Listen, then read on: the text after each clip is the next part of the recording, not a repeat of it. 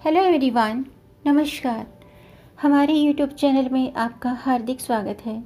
दोस्तों, कैसे हैं आप? उम्मीद है आप अपने परिवार के साथ खुश होंगे, स्वस्थ होंगे। दोस्तों, भगवान श्री कृष्ण जन्माष्टमी के व्रत को करना अनिवार्य माना जाता है और विभिन्न धर्म ग्रंथों में कहा गया है कि जब तक उत्सव संपन्न ना हो और तब तक भोजन नहीं करना चाहिए।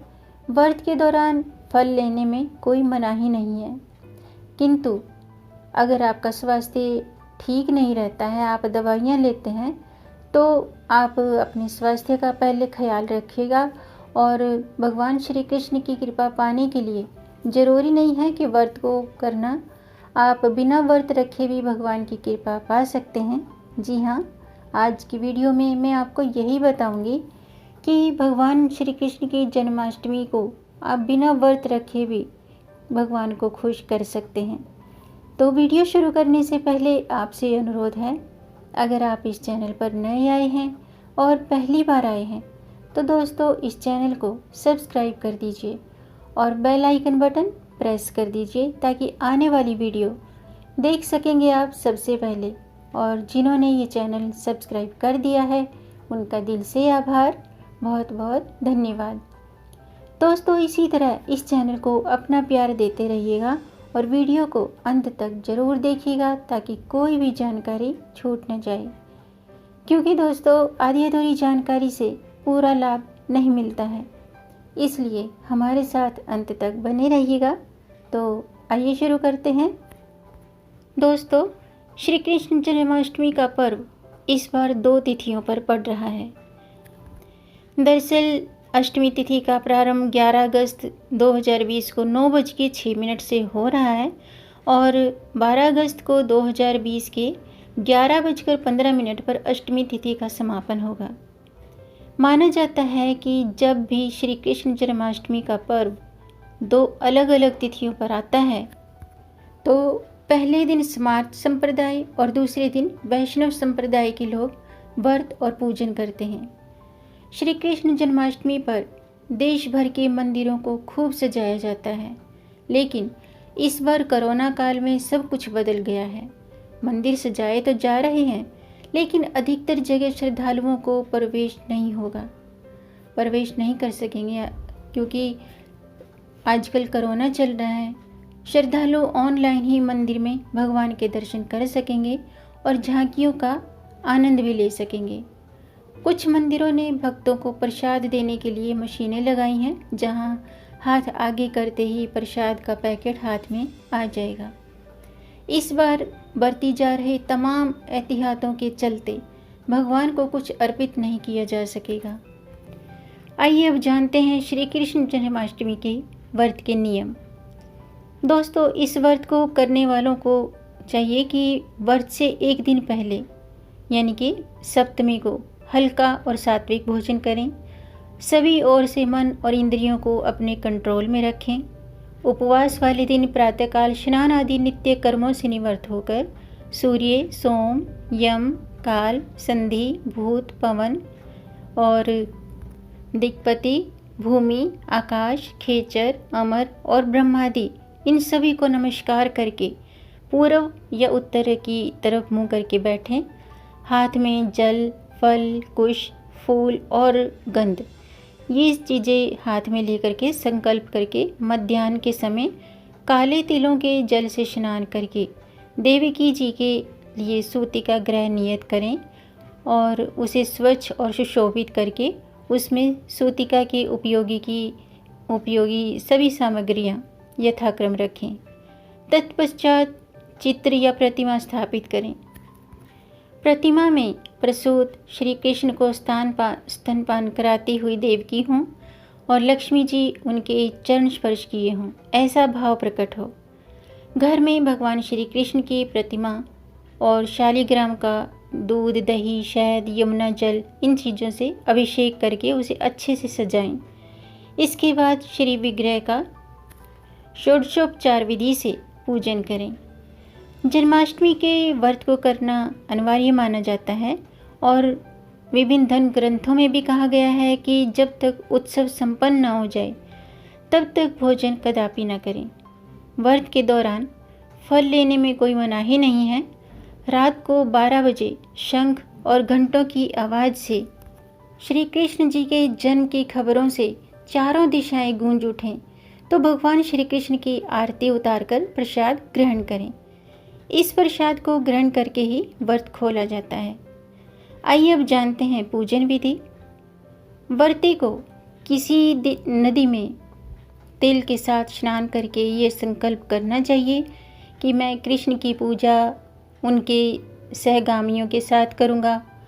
और व्रती को किसी धातु की कृष्ण की प्रतिमा बनवानी चाहिए, जैसे पीतल की या चांदी की।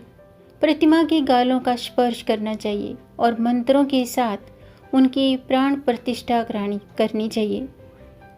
मंत्र के साथ देवकी और उनके शिशु श्री कृष्ण जी का ध्यान करना चाहिए और वसुदेव, देवकी, नंद, यशोदा, बलदेव और चंडिका की पूजा स्नान, धूप, गंध, नैवेद्य इनके साथ और मंत्रों के साथ करनी चाहिए। इसके बाद प्रतीकात्मक ढंग से जातकर्म, नाभि छेदन, षष्ठी पूजा और नामकरण संस्कार आदि भी करने चाहिए। तब चंद्रोदय के बाद यानी कि अर्धरात्रि के थोड़ी देर के बाद किसी वेदिका पर अर्घ्य दे देना चाहिए। यह अर्घ्य रोहिणी नक्षत्र, रोहिणी युक्त चंद्र को भी दिया जा सकता है। अर्घ्य में शंख से जल अर्पण करना होता है, जिसमें पुष्प, कुश, चंदन लेप डाले हुए होते हैं। इसके उपरांत व्रती को चंद्र का नमन करना चाहिए, चंद्रदेव का नमन करना चाहिए और वासुदेव के विभिन्न नामों के श्लोकों का पाठ करना चाहिए। व्रती को रात्रि भर श्री कृष्ण की प्रशंसा के स्तोत्रों का और पौराणिक कथाओं का गानों में संलग्न रहना चाहिए। दूसरे दिन प्रातःकाल मतलब सुबह कृत्यों के संपादन के उपरांत कृष्ण प्रतिमा का पूजन करना चाहिए, ब्राह्मणों को भोजन देना चाहिए और सोना, गौ, वस्त्रों का दान, मुझ पर कृष्ण प्रसन्न हो, ऐसे शब्दों के साथ इन चीज़ों का दान करना चाहिए। कृष्ण प्रतिमा किसी ब्राह्मण को दे देनी चाहिए और पारण के उपरांत व्रत को समाप्त करना चाहिए। जन्माष्टमी पर्व के दौरान देश भर के मंदिरों की साज सज्जा की जाती है और जगह जगह रासलीला का आयोजन किया जाता है। वैसे इस पर्व की छठा कृष्ण जन्मभूमि का मथुरा में देखते ही बनती है, जहाँ ब्रजभूमि महोत्सव अनूठा और आश्चर्यजनक होता है। श्री कृष्ण जन्माष्टमी के मौके पर मथुरा नगरी की भक्ति के रंगों से सरोवर हो उठती है। इस पावन अवसर पर भगवान कान्हा की मोहक छवि देखने के लिए दूर दूर से, विदेशों से भी श्रद्धालु मथुरा पहुंचते हैं। हालांकि इस बार कोरोना काल में ये सब कम ही नज़र आएगा। तो इस तरह से आप श्री कृष्ण जन्माष्टमी पर पूजा करें। अब भगवान कृष्ण जन्माष्टमी के दिन अगर आप व्रत नहीं रखते हैं तो व्रत कथा सुनकर भी भगवान श्री कृष्ण का आशीर्वाद प्राप्त कर सकते हैं। तो आइए शुरू करते हैं, आप भी ध्यान से सुनिएगा। द्वापर युग में धरती पर राक्षसों के अत्याचार बढ़ने लगे थे। पृथ्वी पर गाय का रूप धारण कर अपनी कथा सुनाने के लिए और अपने उद्धार के लिए ब्रह्मा जी के पास गई और ब्रह्मा जी सब देवताओं को साथ लेकर धरती को विष्णु भगवान के पास क्षीर सागर ले गए। उस समय भगवान श्री कृष्ण अनंत शैया पर शयन कर रहे थे। स्तुति करने पर भगवान की निद्रा भंग हो गई थी।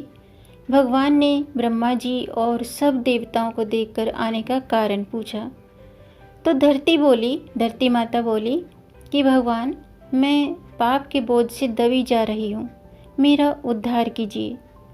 यह सुनकर भगवान विष्णु बोले, मैं ब्रजमंडल में वासुदेव की पत्नी देवकी के गर्भ से जन्म लूँगा।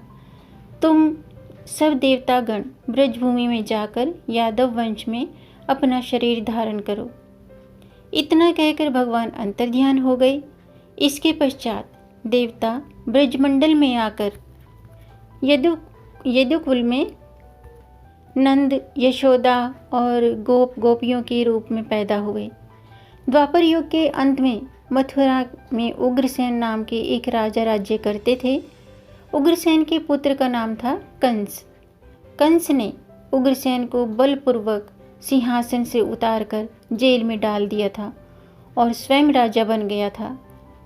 कंस की बहन देवकी का विवाह यादव कुल में वसुदेव के साथ निश्चित हो गया था।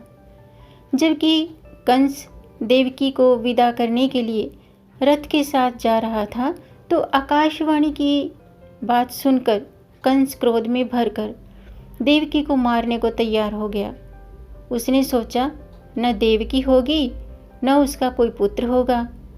वसुदेव ने कंस को समझाया कि तुम्हें देवकी से तो कोई भय नहीं है, देवकी की 8वीं संतान से तुम्हें भय है, इसलिए मैं इसकी 8वीं संतान को तुम्हें सौंप दूंगा। तुम्हारी समझ में जो आए उसके साथ वैसा ही व्यवहार करना।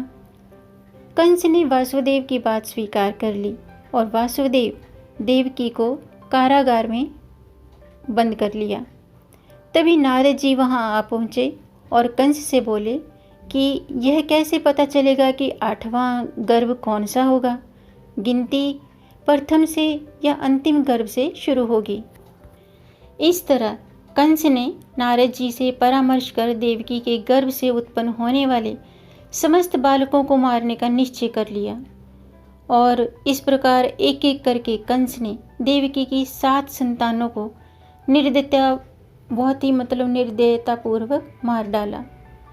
भाद्रपद के कृष्ण पक्ष की अष्टमी को रोहिणी नक्षत्र में श्री कृष्ण का जन्म हुआ।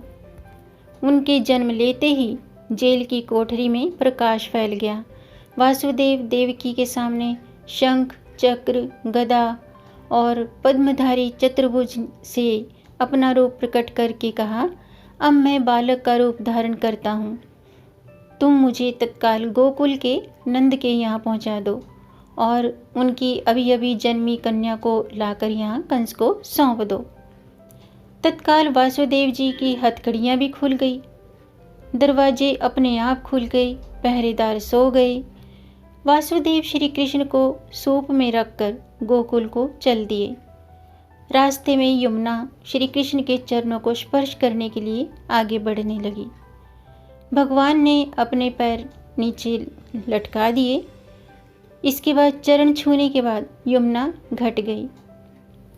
वासुदेव यमुना पार कर गोकुल के नंद के यहाँ गए और बालक कृष्ण को यशोदा जी की बगल में सुलाकर कन्या को लेकर वापस कंस के कारागार में आ गई। जेल के दरवाजे पूर्ववत बंद हो गए थे। वासुदेव जी के हाथों में हथकड़ियाँ पड़ गई थी, पहरेदार भी जाग गए थे। कन्या के रोने पर कंस को खबर दी गई। कंस ने कारागार में आकर कन्या को लेकर पत्थर पर पटक कर मारना चाहा, परंतु वह कंस के हाथों से छूटकर आकाश में उड़ गई और देवी का रूप धारण करके बोली कि हे कंस, मुझे मारने से क्या लाभ है? तेरा शत्रु तो गोकुल में पहुंच चुका है। यह दृश्य देखकर कंस हतप्रभ और व्याकुल हो गया। कंस ने श्री कृष्ण को मारने के लिए अनेक दैत्य भेजे। श्री कृष्ण ने अपनी अलौकिक माया से सारे दैत्यों को मार डाला। बड़े होने पर कंस को मारकर भगवान श्री कृष्ण ने उग्रसेन को राजगद्दी पर बैठाया। श्री कृष्ण की जन्मतिथि को तभी से सारे देश में बड़े हर्षोल्लास के साथ मनाया जाता है। तो दोस्तों, ये थी जन्माष्टमी व्रत की कथा। अगर आप व्रत नहीं भी रख पाते हैं तो आप अपने स्वास्थ्य का ख्याल रखते हुए इस व्रत कथा को जरूर सुनें और पढ़ें और कृष्ण चालीसा, भगवत गीता का पाठ करें। ऐसा करने से भगवान श्री कृष्ण की कृपा प्राप्त होती है। तो उम्मीद है आपको ये जानकारी पसंद आई होगी। अगर आपको ये जानकारी अच्छी लगी हो तो आप इसे लाइक कर सकते हैं। लाइक के बटन को दबाएंगे तो वो नीला हो जाएगा और वीडियो को आगे बढ़ाकर ज़्यादा से ज़्यादा शेयर कर दीजिए ताकि औरों को भी इससे लाभ प्राप्त हो। और अगर आपका कोई प्रश्न है या कोई सुझाव है तो कमेंट बॉक्स में ज़रूर लिखिएगा। मेरे चैनल को सब्सक्राइब ज़रूर कीजिएगा ताकि आने वाली वीडियो देख सकेंगे आप सबसे पहले। और वीडियो को अंत तक देखने के लिए आपका बहुत बहुत धन्यवाद। मिलेंगे नई जानकारी के साथ, तब तक आप खुश रहें, स्वस्थ रहें, अपना ख्याल रखें और अपनों का भी ख्याल रखें और प्रेम से कहें राधे राधे। मेरी तरफ से आप सभी को जन्माष्टमी की हार्दिक शुभकामनाएं। जय श्री राधे।